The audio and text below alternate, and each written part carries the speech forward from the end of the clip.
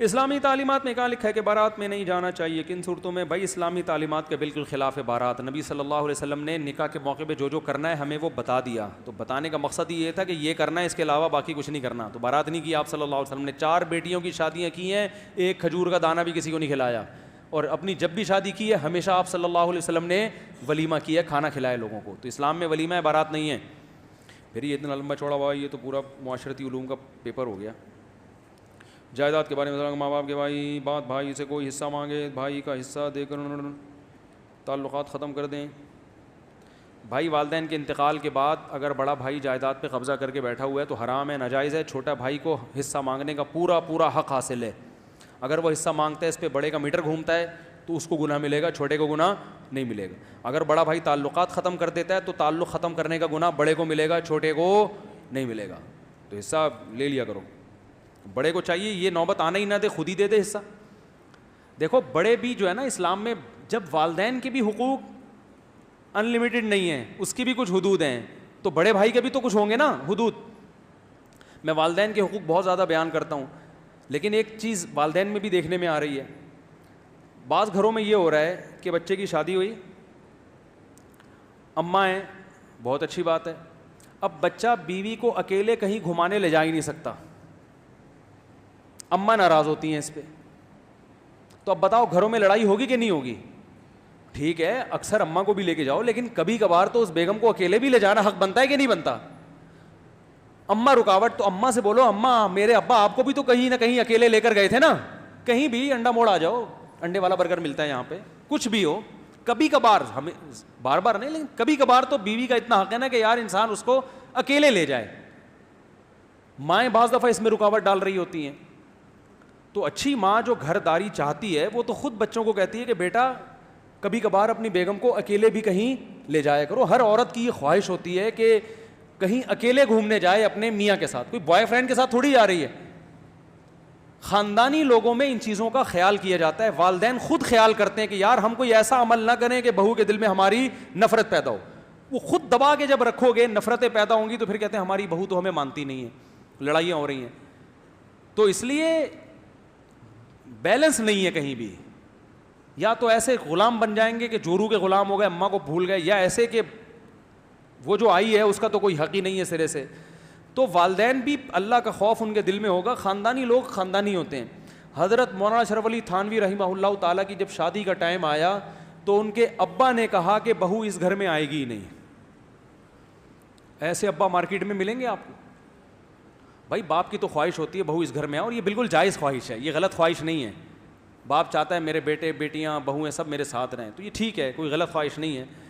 لیکن وہ حالات کی نزاکتوں کو جانتے تھے کہ ہندوستان میں ساس بہو کے ایسے جھگڑے, اتنے جھگڑے ہیں کہ اسرائیل اور فلسطین کو بھول جاؤ گے آپ. بلکہ سسرال کا دوسرا نام اسرائیل ہے. اسرائیل سسرال سے تو نکلا ہے.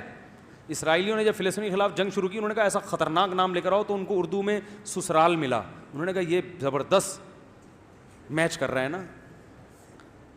تو بہو بیچاری سسرال میں ایسے ہوتی ہے جیسے فلسطینی اسرائیلیوں کے قبضے میں جو مارکیٹ میں چل رہا ہے. اگر وہ نیک شریف ہوگی, چالاک ہوگی, تو پھر وہ الٹا معاملہ ہو جائے گا.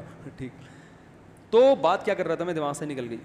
ہاں, مولانا اشرف علی تھانوی رحمہ اللہ کے والد جانتے تھے کہ ہندوستان میں ساس بہو کی قاتلانہ لڑائیاں ہوتی ہیں, اور پھر ان کو بیٹھ کے سلجھاؤ کہ کون صحیح ہے کون غلط ہے, اتنا ٹائم ہمارے پاس نہیں ہے. جن کے بڑے ویژن ہوتے ہیں وہ ان جھگڑوں میں اپنی زندگیاں نہیں برباد کرتے. ٹھیک ہے نا.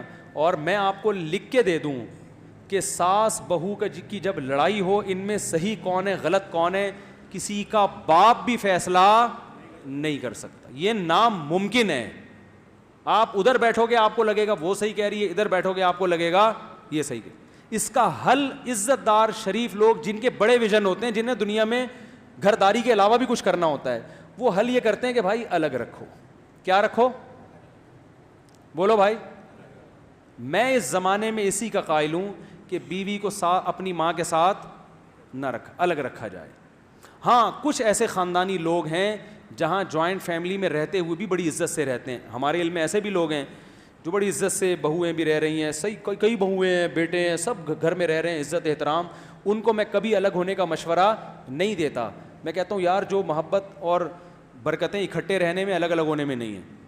لیکن ایسے خاندان مارکیٹ میں بہت ہی شارٹ ہیں. جو عمومی ماحول چل رہا ہے ایک لامتناہی لڑائی، تانے، کوسنے، اور جو عورتوں کی جو چالاکیاں، جو میرا بیان نہیں سن رہی یار، بار بار یہ بات کرتا ہوں میں، وہ ایسی چالاکیاں ہیں کہ آدمی سمجھ ہی نہیں سکتا. وہ تانے دے دے کے مار دیتی ہیں. وہ پتہ ہی نہیں چل رہا ہوتا بہو کی تعریف کر رہی ہے برائی کر رہی ہے یہ وہ صرف بہو کو پتہ ہوتا ہے کہ یہ تعریف ہے، لیکن اصل میں کیا یہ تو اشاروں میں سارے پروگرام چل رہے ہوتے ہیں ان کے.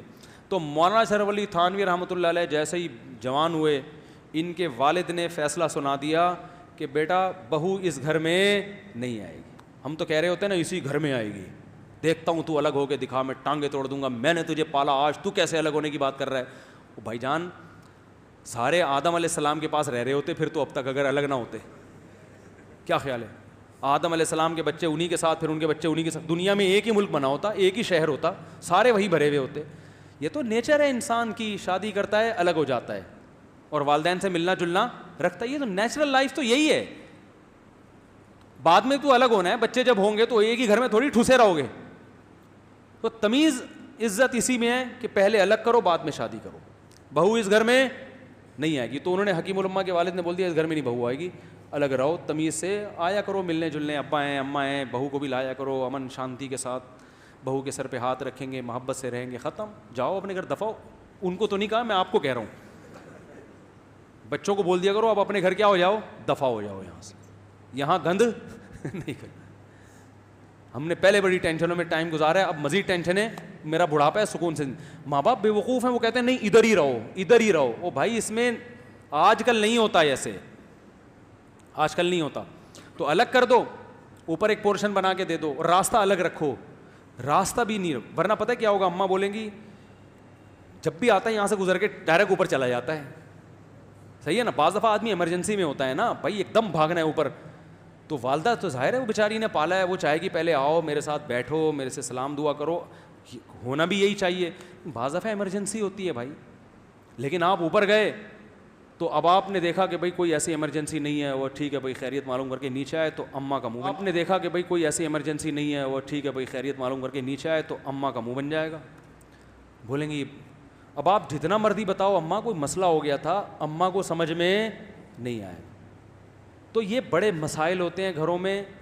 آپ سب یہاں بہت سارے باپ بیٹھے ہوئے ہیں، اپنے بیٹوں کو بولو ویسے بھی ٹینشن کیوں پال رہے ہو بھائی، اسلام میں بیوی کی ٹینشن بندے پہ خود آتی ہے، باپ پہ تھوڑی آتی ہے. آپ نے پال پوس کے جوان کر دیا، آپ بچوں کو بولو بھائی شادی سے